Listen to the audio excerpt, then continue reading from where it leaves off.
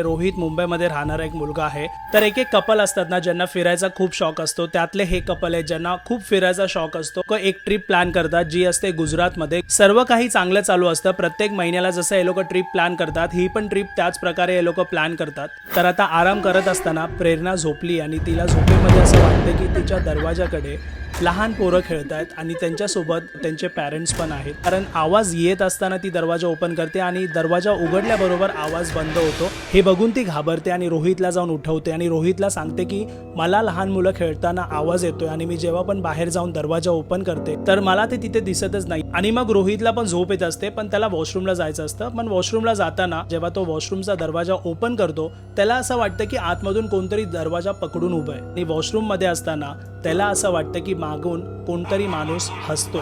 त्याला लिटरली असं वाटतं की मागे कोणतरी माणूस उभा आहे आणि जो हसायला लागला। पूर्ण व्हिडिओ यूट्यूबवर अपलोड आहे, बायोमध्ये